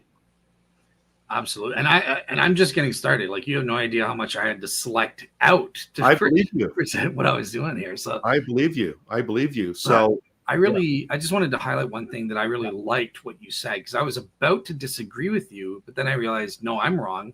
Tony's right. Where this issue of falsifiability, right? So I think that there's a difference between theoretical falsifiability and practical falsifiability. And I think what your point was is that your Christianity is unique from a practical ability to falsify its faith, whereas something like Islam or other religions, that theoretically there are ways to falsify it. Such theoretically, if I traveled back in time and went to that cave, but practically speaking, there aren't really ways to falsify the essential claims of the other faiths in the same way there is with Christianity and the resurrection. So I think that was a great point you raised. Yeah. And I'm thinking about, even in Matthew 27, you have the first naturalistic explanation for the resurrection was the conspiracy theory, that the religious leaders paid off the guards to say, well, in the night while we were asleep, they came and they stole the body, and they made up the whole thing. And implicit within that explanation is a realization that the tomb was empty. They're simply trying to explain how it got empty, and they're saying it was done by it was a body snatching. They snatched the body and simply took it out. But the only way that the early religious leaders could have disproven the Christian faith was if they produced the body. If they could produce the body, then the resurrection claim would have fallen down like a house of cards. Right. Absolutely. Yeah. Absolutely. Yeah. Well, thanks for that, Dale. I appreciate that. We have a question here from, is Dale familiar with Mattingling or Devon's image formation theory this is Annette Cloutier. Yeah. Okay. So not offhand by the names, but if you could maybe clarify, like what is their theory in a basic nutshell? Like, is it related to? Is it some kind of artistic theory or something like that? Yeah, it's not. The names aren't ringing a bell though. Okay. Okay. Fair enough. Okay. Okay. Let me see here.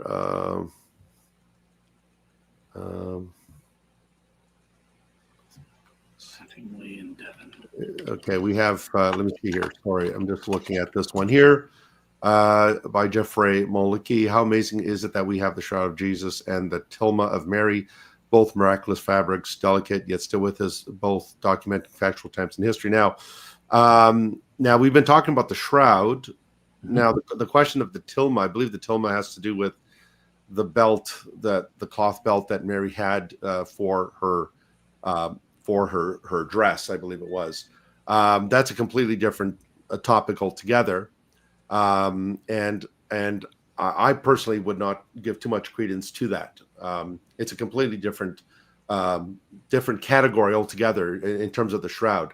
So, I don't know if you're familiar with that at all, Dale. The Tilma of Mary.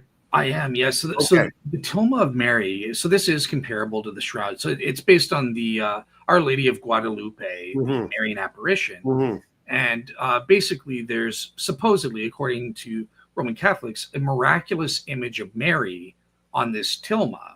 And so I think what he's pointing out is that it's amazing that there's a supernatural preservation, right? So in the case of the Shroud of Turin, I've heard some scholars argue this isn't a minimal relevant feature, so I don't use this, but some say that the feel of the shroud, it's been supernaturally preserved because of the radiation. So the feel of it, if you were to touch it, it's like a modern t-shirt.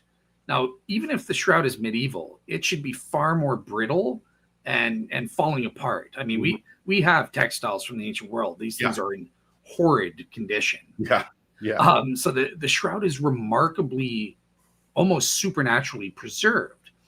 And there is the same claim with the Tilma of Mary. But the problem with that is when scientists look into it, that it's not made of the material that Roman Catholics say it is. It's some kind of cactus material that is durable, and there isn't anything remarkable about it. The fact that it has survived to this day.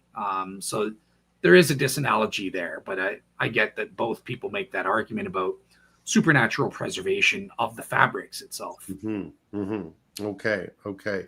Well, Dale, it looks like the cat's out of the bag here a little bit. So, Jamie, so you may want to say something, Dale. Yeah, absolutely. So it was originally going to be scheduled in January, but we've had to kind of postpone, and I think for the better, because as Tony knows, I have for a long time now, as Gary's been working on his 4 volumes, his MO on the resurrection research and the historical evidence there. I wanted to bring on Gary Habermas and kind of celebrate, number one, his legacy, but all of his decades of research on the resurrection. And I don't want to do that alone. I want to bring on the ultimate resurrection panel. So I've got Tony Costa coming on with me. So it'll be Gary Habermas, Tony Costa, Mike Lacona, Sean McDowell, and Ben Shaw, all joining me to do a 3-hour marathon, kind of celebrating Gary's legacy, but then also looking at the newest resurrection research. How can we prove through historical evidence, as opposed to the scientific evidence on the shroud, that Jesus actually rose from the dead? And that's what's amazing. We don't just have scientific evidence, we've got the empirical for the atheists, but we've also got amazing historical evidence as well, that these are independent avenues of proving the resurrection. And just want to say, so the Shroud Exploration, so this is my friend Jamie Castro, who's Shroud Explorations here. And I should mention, he's sort of helped me, because I'm trying to branch out, kind of like you, Tony. I'm trying to branch out and teach in churches. So bring my podcast and teach in churches or Christian schools and stuff. And so I've called those Bible studies the Shroud Explorations. Let me just share my screen. I can just show you guys. Sure. What the website there, because Jamie will kill me if I forget to show you guys. So hopefully, Let me know when that's up.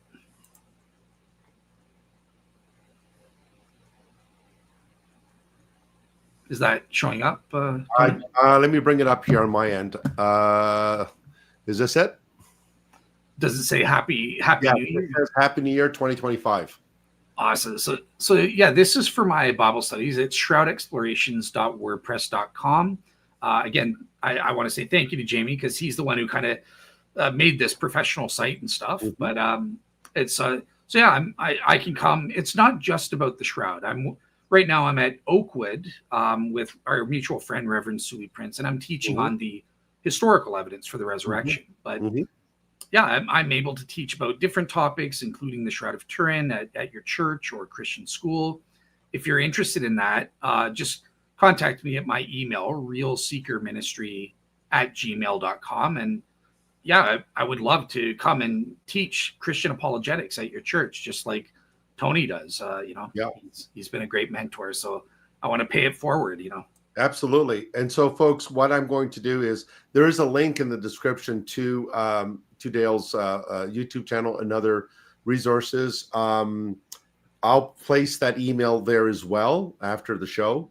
I'll place it there so you guys can access that. So what I would highly recommend, folks, is to get Dale to speak on this at your church. And so if you live in the Toronto area where we're both from, I'm not doxing ourselves here. No. Not doxing yourself, Dale. I'm just mentioning that if you're in the Toronto, Canada area, Dale is a Torontonian like myself, and so he's available to be there in the flesh and present.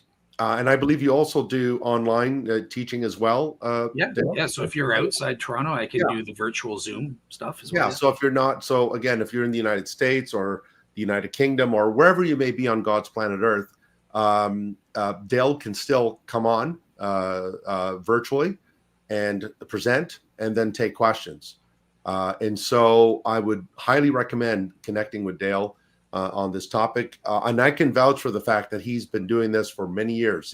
He's been studying this for many years. And like I said, when I first met Dale way back at the seminary in Toronto where I was teaching as a student of mine, Dale was the type of guy that he wanted to know and he wanted to get to the bottom of things. He didn't just simply accept it on blind faith. He wanted to look at the evidence. Is this worth believing? Is this credible?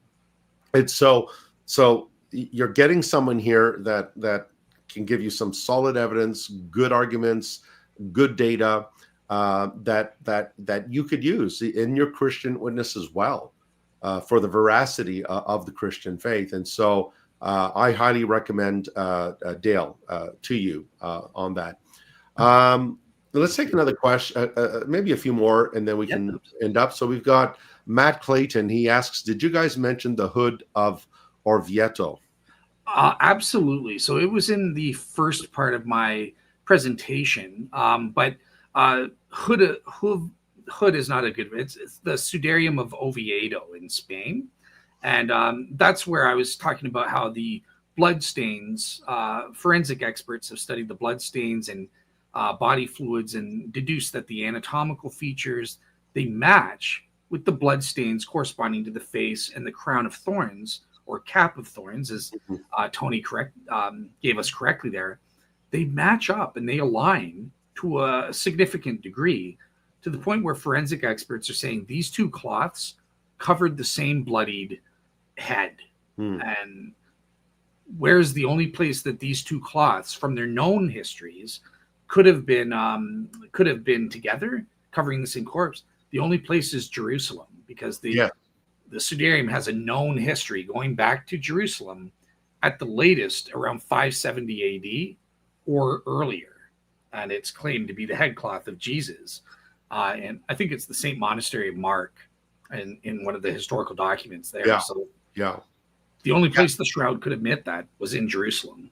Right. And it's interesting you mentioned the headcloth, because a lot of folks, some critics of the shroud have brought that up, that in the Gospel of John, we're told that the headcloth was neatly folded and it was separate from the shroud, which is interesting. And so I appreciate you mentioning that.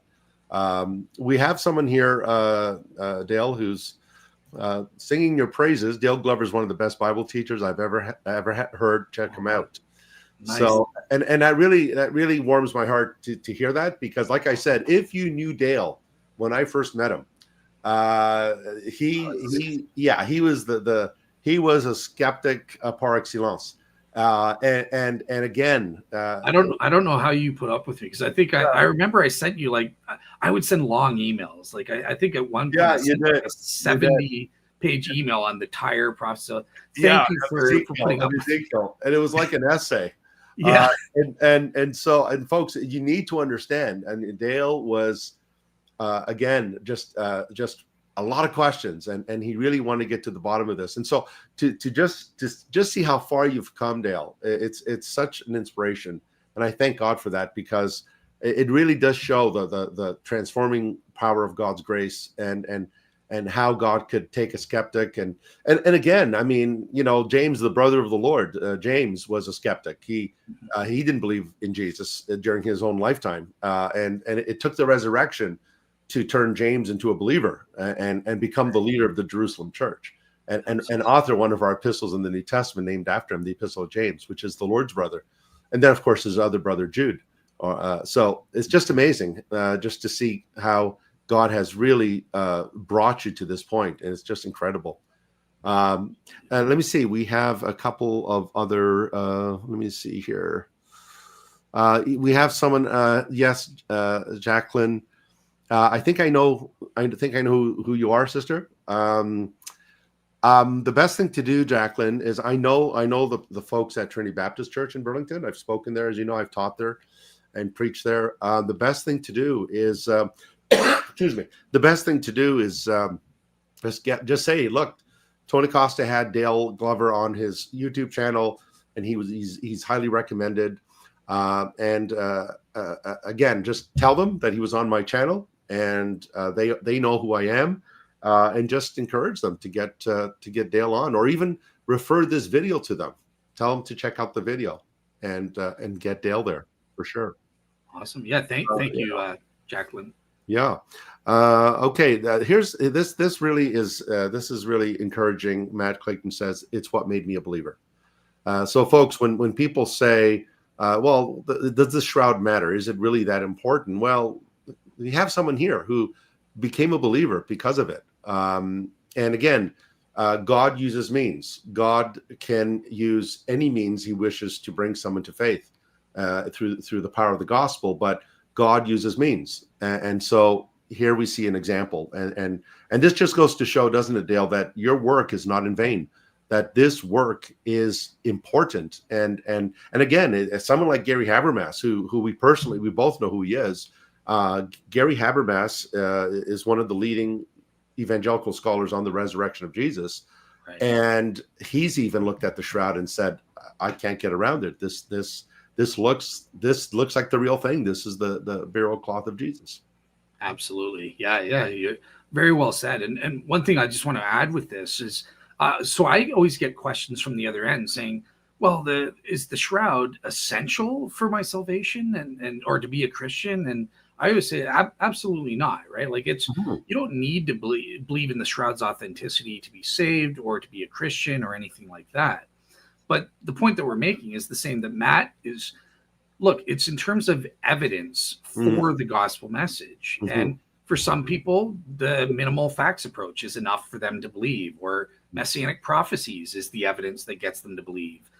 For people like Matt, it's the shroud. And in other cases, for me, it was actually 4 different things combined. So I needed the Shroud of Turin, the historical evidence from the appearance to the 12, and what I call the vindication prediction argument. So basically Mike Lacona's research on proving historically that Jesus predicted his resurrection. I think that's a miracle in and of itself, given it was fulfilled. And also what William Lane Craig calls the inner witness of the Holy Spirit, which produced a properly basic belief within me that Christianity is true. So for me, it was a combination. It wasn't any one thing. It was 4 things together that pushed me over the line and gave me the 53, it's going to sound weird, but 53.14% probability using Bayes' theorem that Christianity was true, and I committed Yeah. on that basis. Yeah, I remember that at your baptismal service where I baptized you, and you mentioned that in your testimony, and it was just how honest you were about that. You were just so open and transparent about that, and I really appreciated that. And I would say you're right. I would say that the shroud is supplementary. It's we think of, for example, our archaeology. I teach a course at the University of Toronto on archaeology of the Bible in the ancient Near East. And a lot of the students are just absolutely astounded at the documentary evidence that we find in archaeological data in ancient cylinders, and that we find in ostraca, in vases, for example, inscriptions and so forth, that validate biblical cities and biblical kings that are mentioned in the Bible, biblical prophets like Isaiah, for example. And even, in the Galilee, they found what they called the Jesus boat. And I'm sure when you were in Jerusalem, in your journey there, I'm sure you saw the Jesus boat dates to the 1st century. It was found. I wish I did. No, yeah, I didn't. Yeah, submerged in the Sea of Galilee, and it was submerged there for almost 2,000 years. And then they brought it up, and they've actually dated it to the 1st century, to the time of Jesus. And it could have been one of the boats he traveled on. But all of that is supplementary. It's, history is God's. It's God's it's been called God's cross theater. It's the stage upon which God unfolds His purpose and His plan of redemption. And so, if the incarnation is God entering into time, which is what we celebrated at Christmas, the incarnation, then that incarnation would have left some imprint in the space-time continuum, some imprint. I think the shroud is one example of that. Awesome. Yeah, well said. Yeah, I totally agree. Okay, let me see here. We're almost done. You're okay with time, Dale? Absolutely, as long as you need. So whenever you want. All right, that's very kind of you. We have Protestant Believer. Can you link Shroud Exploration's YouTube channel, please? Is that part of my YouTube channel? So Shroud Explorations, that's my Bible study website, but my YouTube channel. So my main podcast is Real Seekers. Okay. Or you can go to realseekerministries.wordpress.com for my podcast website. Okay. If you want me to show that, I can bring that up. Please. Yes, please. Yeah. Okay. Please. Let me do that. Yeah. But yeah, that's it's on my podcast, Real Seekers, where you'll see people like Tony Costa. So here's my Real Seekers blog, realseekerministries.wordpress.com, where I'll bring that up on the screen. There we go. All right. So I have blogs where I post up sources for the various shows that I do, or on YouTube, just go to Real Seekers, plural, with an S. And here I am with hello and welcome back to Real Seeker. It's David Falk. Let me just show the page so you can see. It's got my picture in Jerusalem. So this is my YouTube channel. Right. Excellent. Yeah. So look into that, guys. Okay. Well, I think I don't think we have any more questions, but Dale, if there was something that you could leave with our viewers, what would it be? What would your message be to our viewers who are probably learning about this? I'm sure they've heard of the Shroud of Turin, but they probably haven't heard about the information that you presented. What would you say to them? Yeah, so if you're totally new to the Shroud, and let's say you're even perhaps somewhat skeptical or leery of it, because a lot of Christians are. I myself was. I thought I just dismissed it as some kind of Catholic issue. But what I would like you to know is that, look, scholars from all walks of life, the Shroud of Turin is not a Catholic thing. The Catholic Church does not officially endorse the Shroud. You don't have to venerate it or anything like that. I don't venerate it or bow down to any created object in this world. I bow down to Jesus. But what the Shroud is, it's not some alternative gospel. It's not a set of propositions or a false gospel. It's evidence supporting the gospel we do have, the as Gary would put it, the deity, death, and resurrection of Jesus. Those fundamental essentials are authenticated by the Shroud evidence, right? And in the same way, we get historical evidence for Jesus' existence in Josephus. I'm not venerating or worshiping Josephus. I'm using it as evidence to support that Jesus existed. So, yeah, the Shroud provides us with evidence. It provides us with a clearly dead man. He's got the chest wound alone would have killed him, which corresponds with the Gospel of John.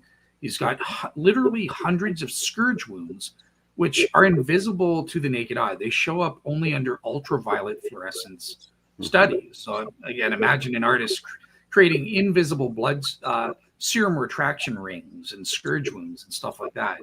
I don't buy that, but complete with all of this. So I think it's just incredible evidence, and it supports the gospel message, and that's all it is. You don't have to treat it as anything else. So yeah, when you're getting started, go to various websites, look at both sides. Look, when I was studying this, I didn't just get it from the pro Shroud side or one side. Look at both sides, and I think you'll find that the evidence is so strong and so clear that it can overwhelm any skeptic's objection. And probably the best website is shroud.com, where you can get resources on any side, from all sides type thing. So yeah, just try your best and have faith in the Holy Spirit that he'll guide you through this evidence, and he will guide us into all truth. So yeah. Yes, indeed.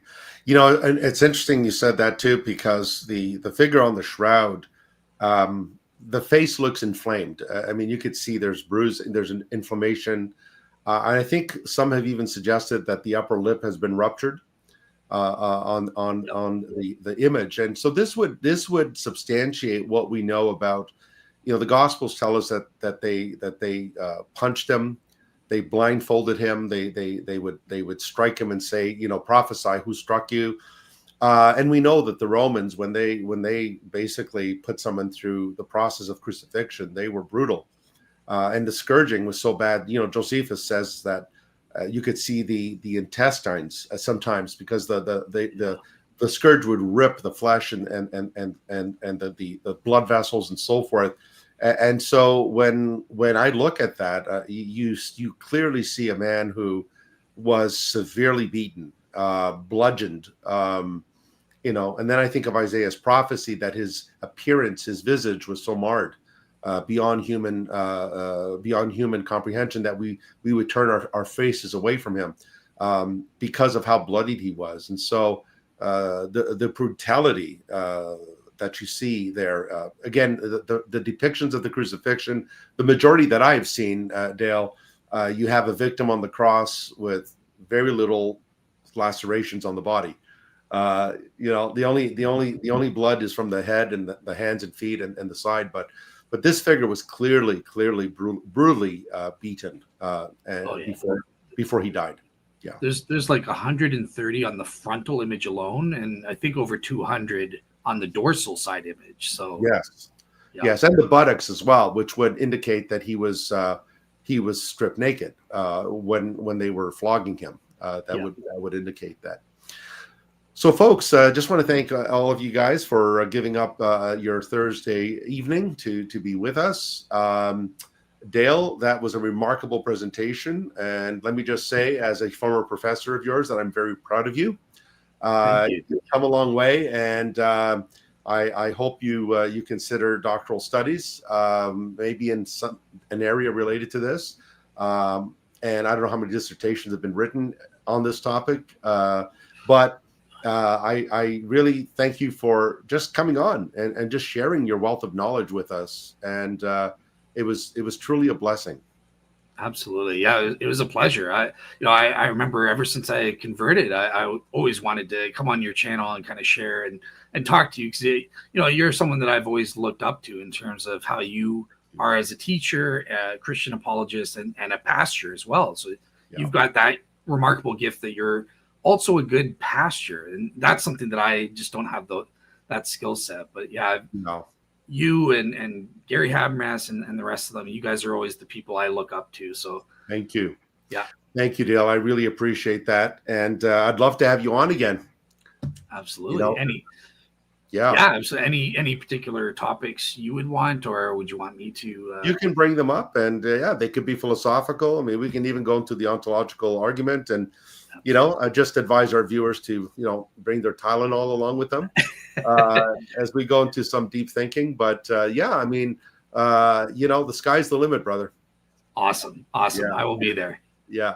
Well, everyone, thanks again for joining us. And again, want to encourage you, if you have not done so already, my book, No King But Christ, is now out. Again, this is just a print copy, so that's why you see that gray bar there. The collapse and bankruptcy of secular worldview. So what I do in this book, I do deal with, obviously, the historical Jesus, but I also deal with where we are today in our world and why we are in the mess we are. And one of the reasons is because we have rejected the king who was the lawgiver, the stabilizer of society, and of course the king that gives meaning and purpose and value to our existence. And so I would encourage you to get that book. It is a great gift for those who are going into college or university, higher education. And it's layman's level, so it's not overly academic, but anyway, it's all available on Amazon. So thanks again, everybody, and until next time, the Lord bless you, and you take care of yourselves. Bye for now. God bless.